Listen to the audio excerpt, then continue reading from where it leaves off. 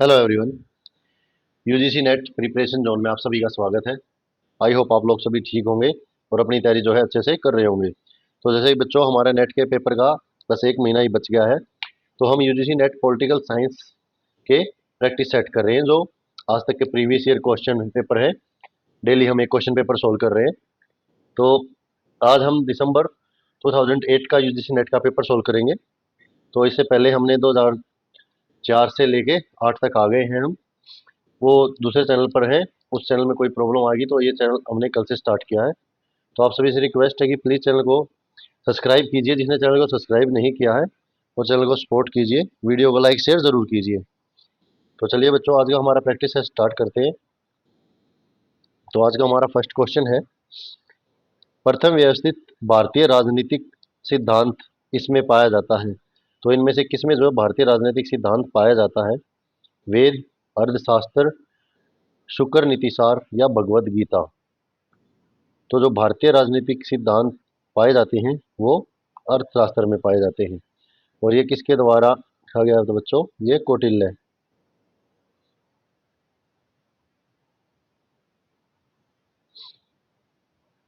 Next question है, गुफा और परछाई परछाई का विचार किससे संबंधित है? तो ये तो आप लोगों को याद होना चाहिए कि गुफा और परछाई का जो सिद्धांत है वो किससे संबंधित है? सुकरात, डेमोक्रेट्स, प्लेटो और अरस्तु। तो जो परछाई का ज्ञान सिद्धांत देते हैं वो प्लेटो देते हैं। प्लेटो के ज्ञान सिद्धांत की जो चर्चा है वो गुफा और परछाई के चर्चा के समान बताते हैं प्लेटो। नेक्स्ट है, किसने कहा कि कुछ मनुष्य सक्रिय बल द्वारा वश में होते हैं और कुछ अन्य विधि द्वारा? मार्क्स ने, लेनिन ने, हीगल ने या मैकियावेली ने? तो जो कुछ मनुष्य तो जो है सक्रिय बल के द्वारा, फोर्स के द्वारा वश में हो जाते हैं और कुछ अन्य विधि के द्वारा होते हैं, तो ये बोलते हैं मैकियावेली। मैकियावेली जो है प्रथम आधुनिक राजनीतिक विचारक माने जाते हैं बच्चों। और मैकियावेली ने ये जो बात बोली है ये अपने प्रिंस द प्रिंस उनकी एक बुक है सेवेंस, उसमें बोलते हैं।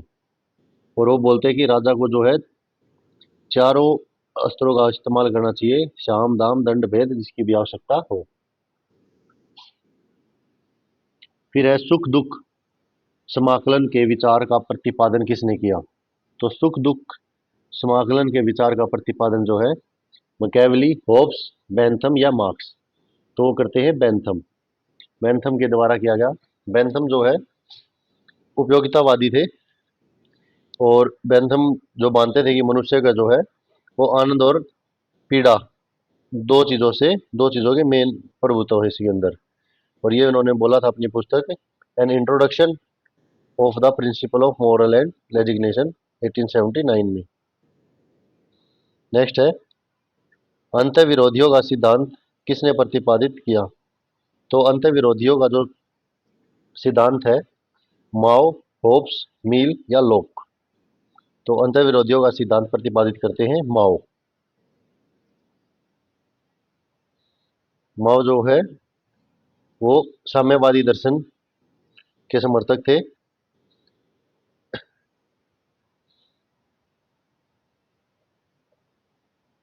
और ये मानते थे कि जो अंत विरोधी हैं वो एकदम से समाप्त नहीं होंगे, इन्हें लगातार समाप्त करने के लिए निरंतर क्रांति करनी पड़ती है। अल्पसंख्यक मत की समस्या किसके द्वारा सुलझाई गई? तो अल्पसंख्यक मत की समस्या जो है वो होब्स, लोक, मार्क्स और रूसो। तो इसमें से कहते हैं कि जो लोक के द्वारा जो है अल्पसंख्यक मत की समस्या को सुलझाया गया।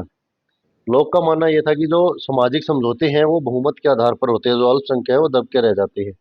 तो इसलिए उन्होंने कहा कि जो इक्विवेलेंट होना चाहिए कि अल्पसंख्यकों को भी। नेक्स्ट है, नीचे दिए गए निर्देश कूट वाक्य दिए गए हैं, इन्हें पढ़कर कूट का उत्तर दीजिए। तो एक कूट है, ए और आर दोनों सत्य हैं और आर ए की सही व्याख्या करता है, तो ए ऑप्शन। ए और आर दोनों सत्य हैं परंतु आर ए की सही व्याख्या नहीं करता, तो बी ऑप्शन। और ऐसे सी और डी। तो पहला अभिकथन पढ़ते हैं हम। तो पहला अभिकथन है बच्चों, नॉजिक स्वेच्छावादी था और तर्क देते हैं कि नॉजिक ने व्यक्तिगत स्वतंत्रता और यथोचित संपत्ति का समर्थन किया। तो नॉजिक जो है स्वेच्छावादी भी थे और जो है व्यक्तिगत स्वतंत्रता और यथोचित संपत्ति का भी समर्थन करते थे। तो आंसर ए जो है राइट हो जाएगा। और ये जो है रॉबर्ट नोजिक, ये स्वेच्छ स्वेच्छ स्वतंत्रतावाद के योगदान दिया इन्होंने बहुत ज्यादा। मानव अधिकारों के प्रति और संपत्ति के अधिकार के प्रति भी इन्होंने काफी योगदान दिया अपना। फिर है सूची 1 और 2 से मिलान करना है। सूची 1 में है स्वेच्छावाद, उपयोगितावाद, सिविल सोसाइटी और स्वराज, और एक तरफ थिंकर्स के नाम है। तो स्वेच्छावाद जो है वो अभी आपने ऊपर पढ़ा है, तो स्वेच्छावाद से ही नोजिक से। तो देखिए ये पूरा क्वेश्चन पेपर ही है, ये नहीं कि क्वेश्चन सेट है। तो आप 7th क्वेश्चन को देख के ये क्वेश्चन का आंसर लग जाएगी। फर्स्ट का थर्ड जो है ए में है। बाकी आप लोग खुद भी मैच करने। उपयोगितावाद को हीगल, सिविल सोसाइटी जो है, सिविल सोसाइटी की बात जो करते उपयोगितावाद की बात करते बेंथम, हीगल नहीं बेंथम। और सिविल सोसाइटी की बात करते हीगल, और स्वराज की बात करते हैं गांधी। नेक्स्ट क्वेश्चन है, अभिजनों को सट्टेबाज और भाड़ाजीवी किसने परिभाषित किया है? जो अभिजन है उनको सट्टेबाज और भाड़ाजीवी किसने परिभाषित किया है? पेरेटो ने, मोस्का ने, माइकल्स ने या गैसेट ने? तो सट्टेबाज और भाड़ाजीवी जो परिभाषित करते हैं परेटो। परेटो अभिजन को जो है ये सट्टेबाजी और भाड़ाजीवी के रूप में परिभाषित करते हैं, क्योंकि वो मानते थे कि कुछ ही लोगों में जो है शासन करने की क्षमता होती है, सभी में नहीं होती। नीचे दिए गए कूट वक्तव्यों को ध्यानपूर्वक पढ़कर कूट से सही उत्तर चुनिए। तो पहला विकथन है, उत्तर व्यवहारवाद में आदर मूलक तत्व शामिल है। तर्क देते हैं, ईस्टन ने राजनीतिक विश्लेषण के मूल्यों की प्रासंगिकता को स्वीकार किया। तो ईस्टन ने राजनीतिक विश्लेषण के मूल्यों की प्रासंगिकता को स्वीकार किया था, और व्यवहारवाद में आधार मूल तत्व शामिल है। तो ये दोनों ही राइट हो जाएंगे और आंसर ए हो जाएगा कि एक अभिकथन और तर्क दोनों ठीक है और इसकी सही व्याख्या भी करते हैं। 1960 के दशक में ना बच्चों डेविड ईस्टन डेविड ईस्टन ने जो है व्यवहारवाद पर आक्रमण किया था, और उस समय जो निरपेक्ष और तटस्थ भाव से जो थे वो सब अलग इधर उधर समाज में जो है राज्य व्यवस्था राष्ट्र आने के लिए आह्वान करता है। नेक्स्ट है, निम्नलिखित घटनाओं से घटने का क्रम बताइए। निम्नलिखित घटनाओं के घटने का क्रम बताना है। रशियन क्रांति, अमेरिकन क्रांति, फ्रांसीसी क्रांति और गौरवमय क्रांति। तो जो सबसे पहले हुई थी वो हुई थी गौरवमय क्रांति 1688 में।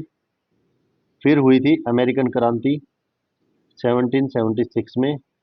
फिर हुई थी फ्रांसीसी क्रांति 1789 में। और सबसे लास्ट में हुई थी रशियन क्रांति 1917 में। तो इसको आप अपने लगाइए कि सबसे पहले आएगी गवर्नमेंट, फिर अमेरिकन। नेक्स्ट है, निम्नलिखित में से किसने राजनीतिक विकास को सामाजिक आर्थिक आधुनिकीकरण से स्वाधीन किया? आधुनिकीकरण से स्वाधीन किया। तो गैब्रियल आलमंड ने, लूशियन पाई ने, डब्ल्यू डब्ल्यू रेस्टो ने और सैम्यूल हंटिंगटन ने। तो राजनीतिक विकास जो था वो किया था सैम्यूल हंटिंगटन ने। जो राजनीतिक विकास जो हंटिंगटन के अनुसार था बच्चों, उसके 3 चरण बताए थे उसने, 3 स्टेप। सबसे पहले था, सबसे फर्स्ट चरण था कि सत्ता की बुद्धि संगतता का स्तर। दूसरा था नए राजनीतिक कार्यों का विभिन्नीकरण। और थर्ड था अभिवृद्धि सहभागिता, जो परिसरीय सामाजिक समूहों के समाज के भागों को धीरे धीरे केंद्रीय सत्ता में सम्मिलित करने का स्तर। नेक्स्ट है, 13 क्वेश्चन। संप्रेषण सिद्धांतों में भावी परिणामों की भविष्यवाणी की जवाब में कार्य संपादन की योग्यता को कहते हैं। तो संप्रेषण सिद्धांत के अनुसार जो भावी परिणामों के उसको भविष्यवाणी के जवाब के कार्य की संपन्नता योग्यता को क्या कहते हैं? प्रत्यय प्रत्युष्पन्नता, भार, अग्रगामिता और पिछड़ाव। तो भावी जो आगे आने वाला है उसका पहले ही जवाब देना, तो अग्रगामिता। संप्रेषण सिद्धांत जो है उसमें अग्रता का अर्थ होता है बच्चों अपनी वास्तविक कार्रवाई से भावी परिणाम को पहले ही अनुमान लगाना।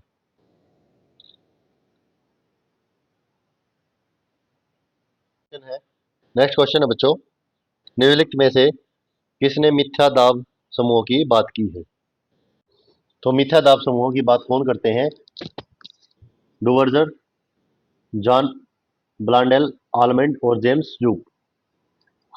तो ये करते हैं डुवर्जर। डुवर्जर जो है, मॉरिस डुवर्जर ने पॉलिटिकल पार्टीज नामक रचना में भावी परिमाणों की जो है परिणामों की भविष्यवाणी का जवाब देने की क्षमता को बताया है। नेक्स्ट क्वेश्चन है, निम्नलिखित पुस्तकों में से कौन सी डेविड स्टन की कृति है? तो डेविड स्टन की कृति बतानी है इनमें से, यानी पुस्तक बतानी है। A system analysis of political life, the political of the developing areas, modern political analysis, the nerves of government. तो जो है डेविड स्टन की जो बुक है वो है a system analysis of political life.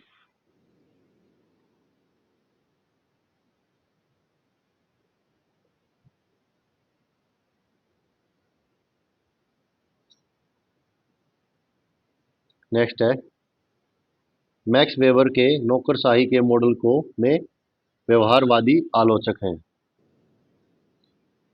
तो कौन है? मैक्स वेबर का जो नौकरशाही का सिद्धांत था उनके वैधानिक और कानूनी प्रभुत्व के सिद्धांत से संबंधित है। तो वो है जो उनके आलोचक थे, एक तो थे रॉबर्ट मार्टन, एम कोरिज और फ्रेड ग्रिक्स। तो ए, बी और सी जो तीनों थे वो उनके आलोचक थे। नेक्स्ट क्वेश्चन है, अभिकथन दिया है,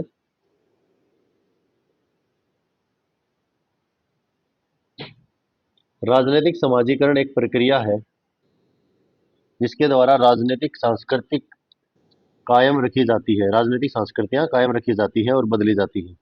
ठीक है ये बात। तो फिर है, परिवार, स्कूल, सम उम्र के समूह, रोजगार के दौरान अनुभव, जन माध्यम और राजनीतिक व्यवस्था के साथ प्रत्यक्ष संपर्क समाजीकरण की प्रक्रिया के मुख्य एजेंट है। तो ये बात दोनों ही ठीक है और ये इसकी सही व्याख्या भी करता है। नेक्स्ट क्वेश्चन है, कूट दिए गए हैं, अभिकथन है,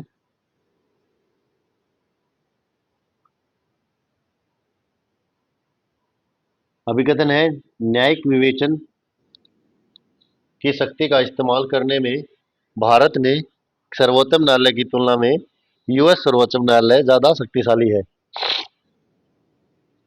कि जो न्यायिक विवेचन है उसकी शक्ति का इस्तेमाल जो है भारतीय से ज्यादा यूएस से सर्वोच्च न्यायालय करता है। फिर कारण बताते हैं, जो यूएस से सर्वोच्च न्यायालय है वो विधि की उचित प्रक्रिया के सिद्धांत का अनुपालन करता है। तो ये दोनों ही बातें जो है राइट है, आंसर ए ठीक हो जाएगा। नेक्स्ट क्वेश्चन है, सूची 1 को 2 से मिलान करना है।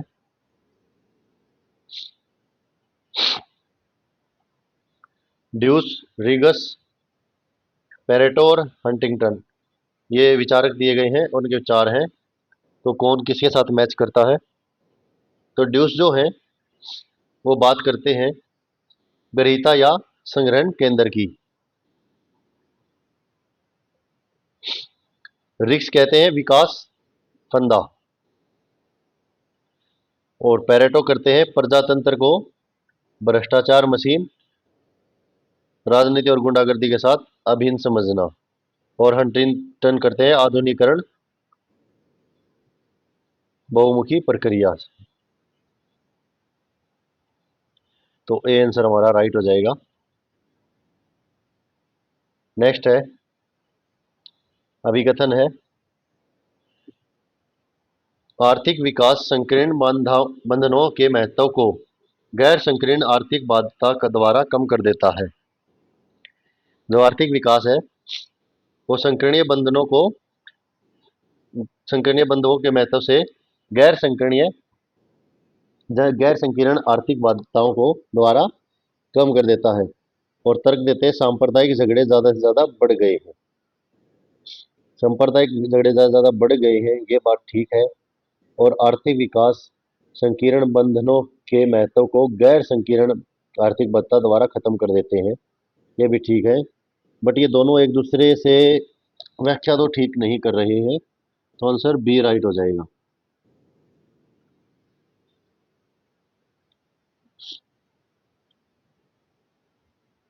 नेक्स्ट क्वेश्चन है, नौकरशाही शब्द सर्वप्रथम किसके द्वारा प्रयोग किया गया था? Max Weber, Karl Marx, Vincent de Gournay और स्पेंसर। तो नौकरशाही शब्द जो है सबसे पहले कौन इस्तेमाल करता है? वो इस्तेमाल करते हैं विसेंट डी गोरने।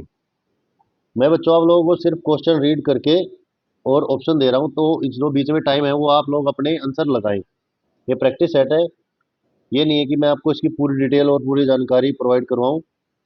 उसमें आपका टाइम भी ज़्यादा जाएगा और आपने जो थ्योरी पढ़ी है उसमें आपको इन्वेल्यूशन नहीं हो पाएगी कि आपको कितना आता है। तो मैं जितने प्रैक्टिस सेट अभी तक के यूजीसी पॉलिटिकल साइंस के हुए हैं वो सारे आपको चाहता हूँ कि पेपर से पहले आपके सामने वो सारे क्वेश्चन हो। आप चाहे ऑडियो ऑफ करके म्यूट करके भी सुन क्लास को देख के अपने क्वेश्चंस के आंसर लगा सकते हैं, जिससे आपको आइडिया आ जाएगा कि आपको पॉलिटिकल साइंस की कितनी तैयारी है और किस टाइप से क्वेश्चन पूछे जाते हैं।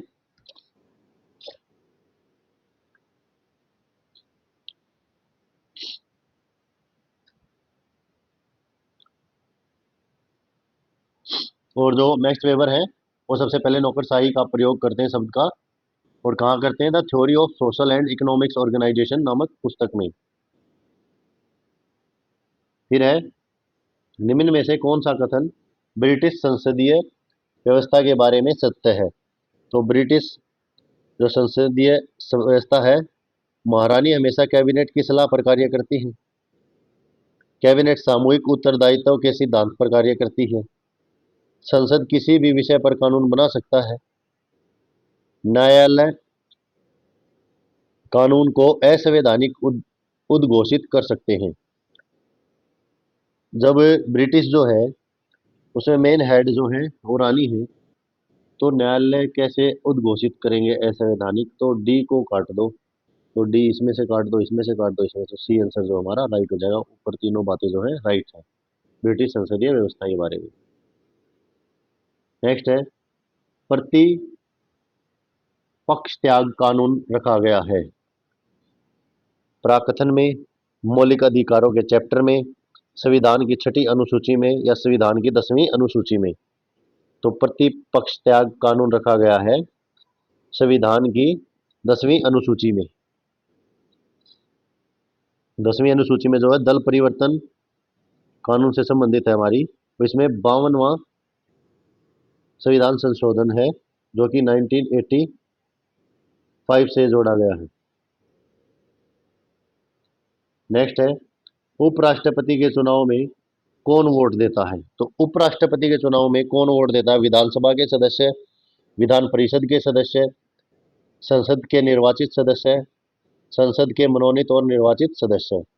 तो उपराष्ट्रपति के चुनाव में जो है संसद के निर्वाचित और मनोनीत सदस्य जो है दोनों वोट करते हैं।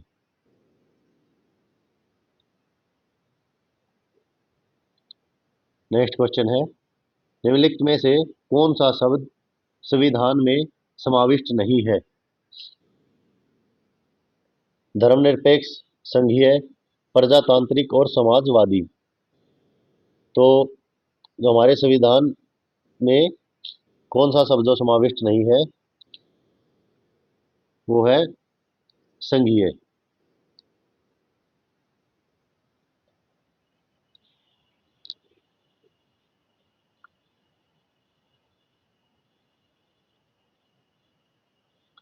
नेक्स्ट है, भारत का सर्वोच्च न्यायालय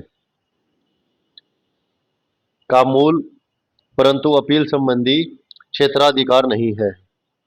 भारत के महान्यायवादी को नियुक्त करता है। संघ और राज्यों के बीच विवादों के संबंध में एकमात्र क्षेत्राधिकार है। मौलिक अधिकारों को लागू करता है। तो क्या करता है सर्वोच्च न्यायालय? सर्वोच्च न्यायालय संघ और राज्यों के बीच विवादों के संबंध को के एकमात्र क्षेत्राधिकार हैं और जो है मौलिक अधिकारों को लागू करता है। और हमारे जो संविधान में कौन से अनुच्छेद में जो सर्वोच्च न्यायालय के बारे में बात है, तो संविधान के अनुच्छेद 124 में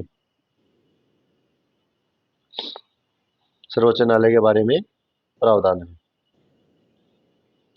नेक्स्ट क्वेश्चन है, किस प्रधानमंत्री के कार्यकाल के दौरान संविधान के पुनरावलोकन के लिए राष्ट्रीय आयोग बनाया गया था? तो किस प्रधानमंत्री के पुनरावलोकन के लिए जो है राष्ट्रीय आयोग बना गठन किया गया था? तो वो किया गया था अटल बिहारी वाजपेयी जी के लिए। और कब हुआ था? सन 2000 में।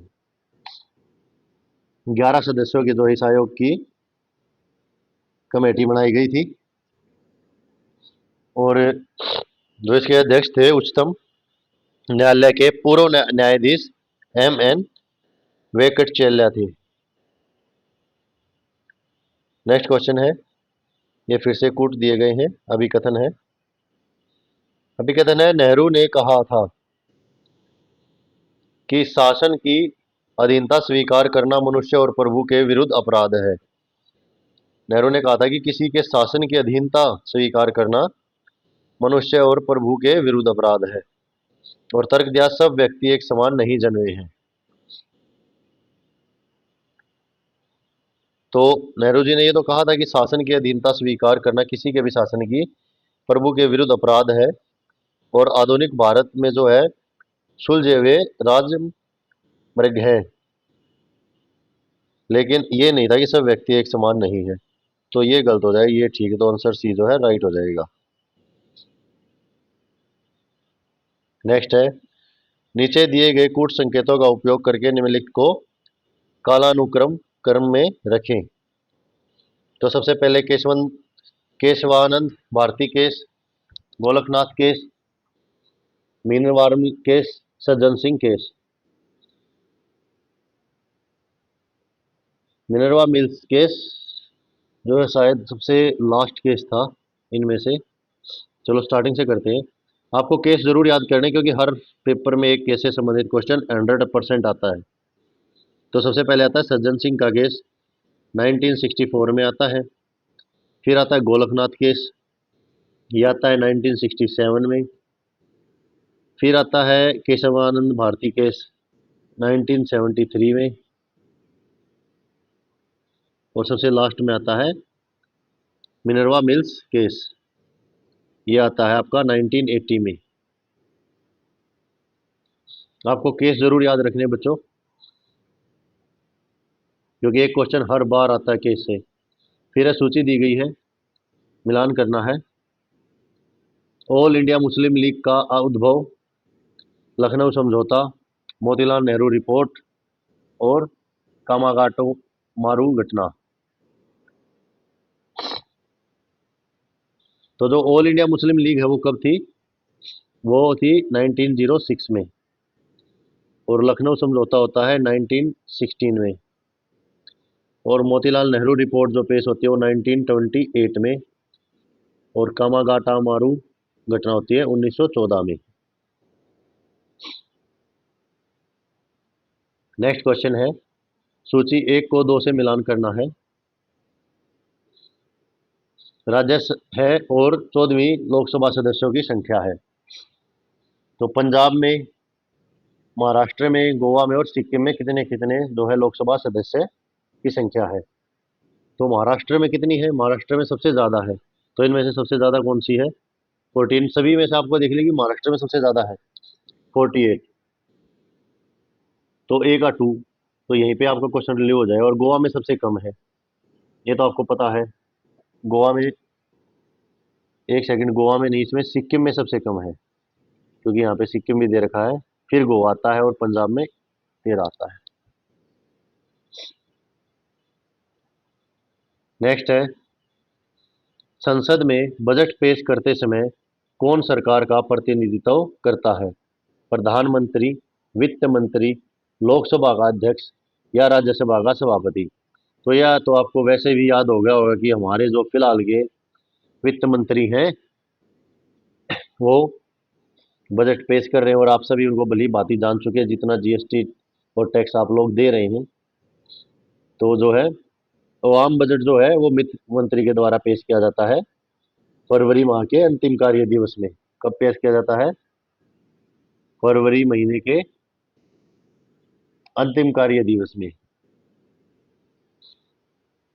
नेक्स्ट है, भारत में किसकी सिफारिशों के आधार पर 1996 में लोकपाल संस्था का सुझाव दिया गया था? तो किसके सुझाव ने दिया था? प्रशासनिक सुधार आयोग, योजना आयोग, विधि आयोग या वित्त आयोग?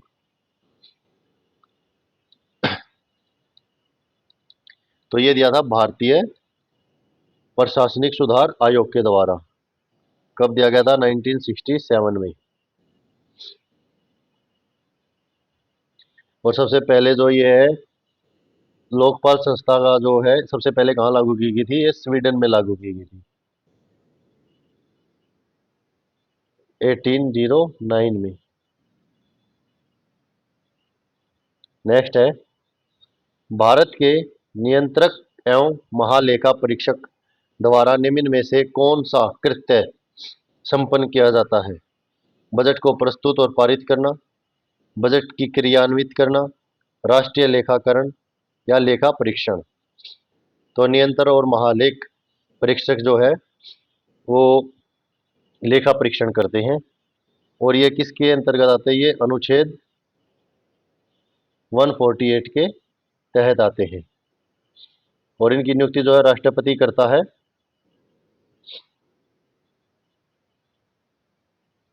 नेक्स्ट है, भारत के राष्ट्रपति की परी उपलब्धियों व भत्ते लिए जाते हैं। अब ये देखिए कि 2008 का ये दिसंबर का पेपर है, जो है इंडियन पॉलिटी से ज़्यादा क्वेश्चन है, कॉन्स्टिट्यूएंसी से, भारत की राज्य व्यवस्था से ज़्यादा क्वेश्चन है। भारत की संचित निधि से, भारत की आकस्मिक निधि से, सार्वजनिक लेखा निधि से या राजकोष से? तो भारत के राष्ट्रपति की जो परिउपलब्धियां व भत्ते हैं वो निकलते हैं भारत की संचित निधि से, और इसका जिक्र कहाँ है? अनुच्छेद 266 में।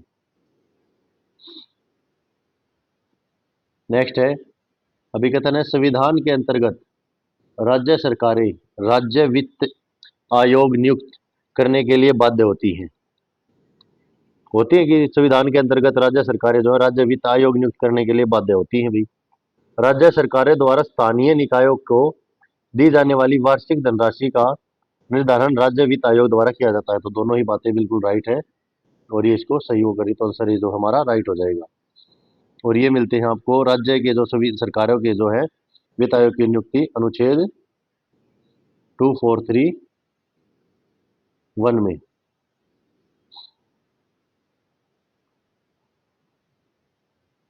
नेक्स्ट है, लोक सेवकों की नियुक्ति में निम्नलिखित अवस्थाओं का सही अनुक्रमिक क्रम क्या है? तो लोक सेवकों की जो भर्ती होती है तो वो कैसे कैसे होती है, यानी जो भी सरकारी भर्तियां होती है, नौकरियां होती है, उनको कैसे कैसे वो करते हैं? तो सबसे पहले एडवर्टाइजमेंट निकलेगी आपकी, एडवर्टाइजमेंट लिखने के बाद आपका लिखित पेपर होगा, फर्स्ट एडवर्टाइजमेंट पब्लिश होगी, फिर आपका रिटर्न पेपर होगा, फिर आपका इंटरव्यू होगा, फिर आपको भर्ती कर दिया जाएगा। नेक्स्ट है, सूची 1 को 2 से मिलान करें।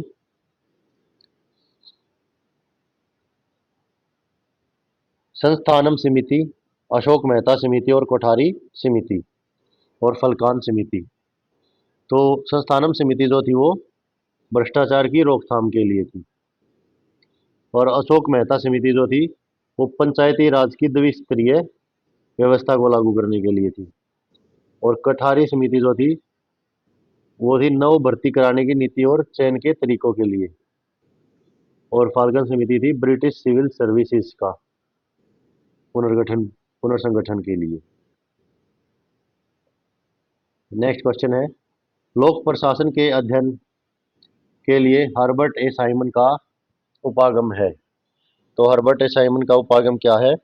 व्यवहारवादी उपागम, संरचनात्मक उपागम, संस्थागत उपागम या दार्शनिक उपागम। तो लोक प्रशासन के अध्ययन के लिए वो देते हैं व्यवहारवादी उपागम।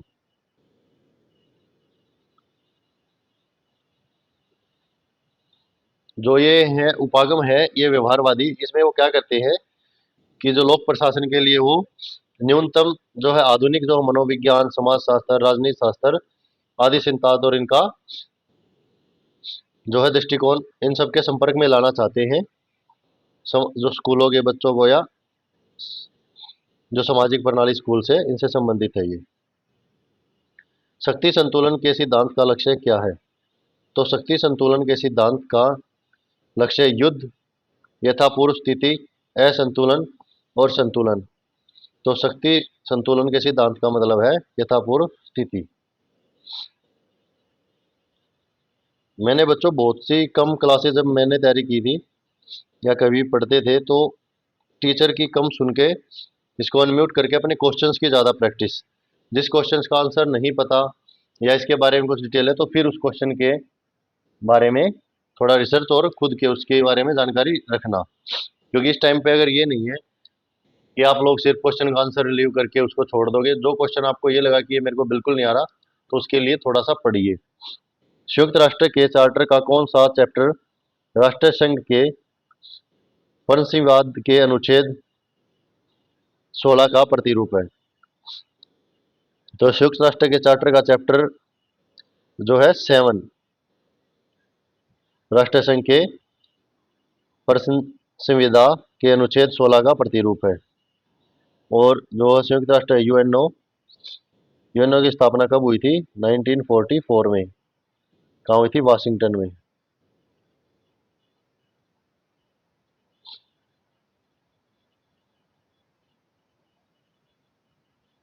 फिर है हैंसन मार्गेंथाउ के अनुसार शक्ति के संतुलन के पैटर्न है। तो हैंसन मार्गेंथाउ के अनुसार शक्ति के संतुलन के पैटर्न कौन कौन से हैं? सीधे विरोध का पैटर्न है,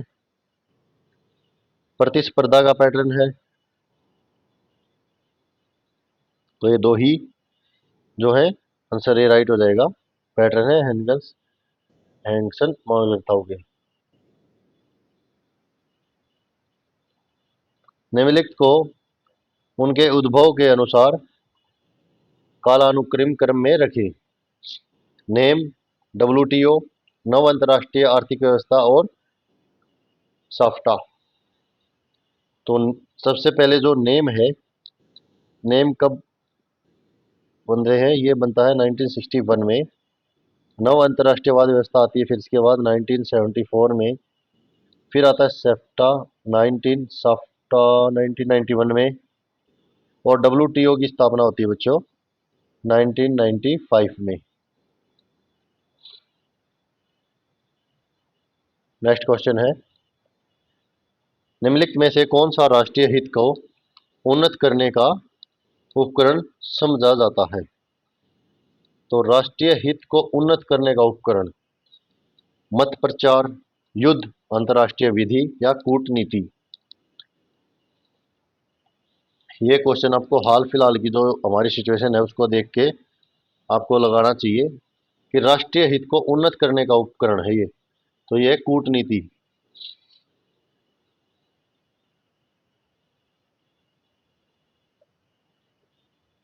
नेक्स्ट है, निम्नलिखित में से कौन सा देश एनपीटी का हस्ताक्षरी नहीं है? तो एनपीटी जो एनपीटी का पूरा नाम बच्चों नॉन प्रोलिफरेशन ट्रीटी।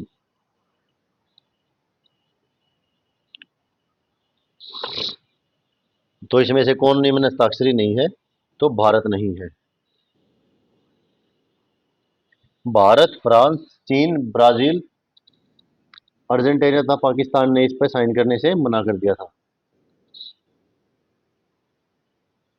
लो मैं लिख देता हूँ आपको इसकी full form. Non प्रोलाइफरेशन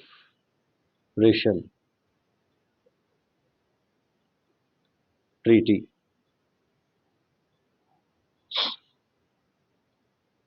next question है, सार्क सचिवालय कहाँ स्थित है?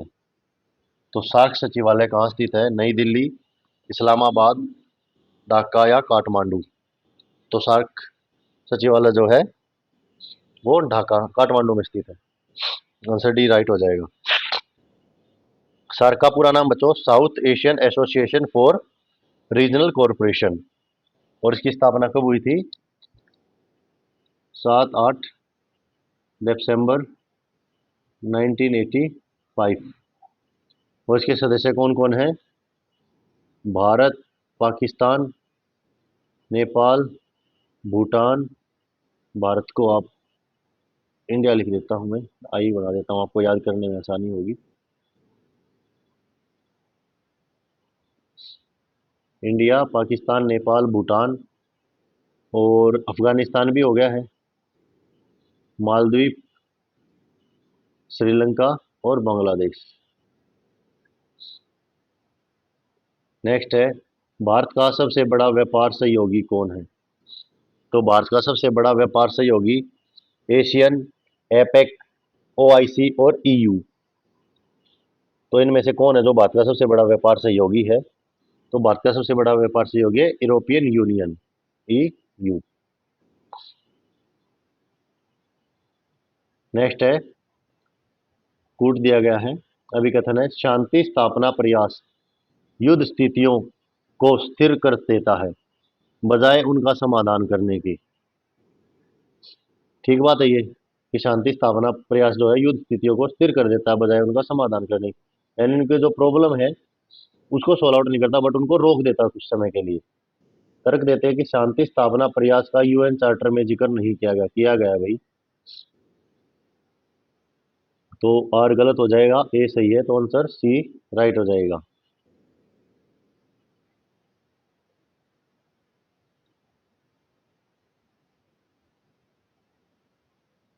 नेक्स्ट क्वेश्चन है, आदर्शवाद नहीं बल्कि राष्ट्रीय हित है जो देश की विदेश नीति को आकार देता है। ठीक है। तर्क देते हैं, यूएसए तानाशाह शासन प्रणाली का अक्सर समर्थन करता नहीं भाई, यूएसए नहीं करता ऐसा, तो आंसर सी राइट हो जाएगा। अगर यूएसए तानाशाही का और उसका करे तो यूएसए जो है किम जोंग से नहीं डरेगा, फिर तो किम जोंग का फ्रेंड होगा बेस्ट। फिर है घटनाओं और प्रधानमंत्री की शासन प्रणाली के संदर्भ में सूची 1 और 2 को मिलान करना। भारत अमेरिकी परमाणु सहयोग समझौता, ताशकंद शिखर सम्मेलन और शिमला सहमत और पंचशील। तो जो है भारत अमेरिकी परमाणु समझौता 2005, तो 2005 में हुआ था ये। कब हुआ था भारत अमेरिका परमाणु समझौता? 2005 में। तो 2005 में इनमें से आपको कौन लगते हैं कौन होंगे? जवाहरलाल नेहरू, इंदिरा गांधी, लाल बहादुर शास्त्री या मनमोहन सिंह? तो मनमोहन सिंह। ए के साथ 4 सी में है बस। ऐसे भी आप देख सकते हो कि अगर आपको ये बता, ताशकंद शिखर सम्मेलन कब हुआ था? 1966, तो ये थे लाल बहादुर शास्त्री। शिमला समझौता हुआ था 1972। शिमला समझौता जो है, शिमला सहमति, शिमला समझौता नहीं, शिमला सहमति 1972 में ये हुई थी इंदिरा गांधी जी के। और पंचशील जो है वो जवाहरलाल नेहरू 1954 के में। तो ये था बच्चों हमारा आज का पेपर पॉलिटिकल साइंस का, दिसंबर 2008 का कंप्लीट। कल हम करेंगे जून 2009 का पेपर। तो ऐसे ऐसे करके हम 2024 तक के आपके सारे पेपर जो है कवर कर देंगे एग्जाम से पहले ही। बस आप लोग प्लीज़ चैनल को सपोर्ट कीजिए। आप लोग हमें सपोर्ट करेंगे तो हमें भी मोटिवेशन मिलेगा, हम भी आपके लिए ज़्यादा जो है कार्य करेंगे और ज़्यादा मेहनत करेंगे।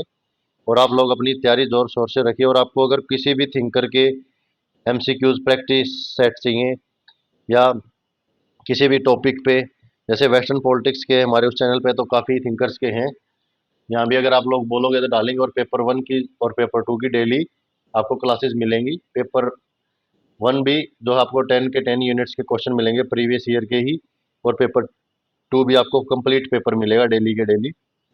और अगर आपको इनमें से कुछ मॉडिफिकेशन चाहिए या कुछ और एडिशनल चीज़ें हैं जो सुझाव है, तो प्लीज़ कमेंट बॉक्स में बताएं। और चैनल को प्लीज़ बच्चों ज़्यादा से ज़्यादा सब्सक्राइब करो, और चैनल को लाइक शेयर ज़रूर किया करो वीडियो को। थैंक यू बच्चों।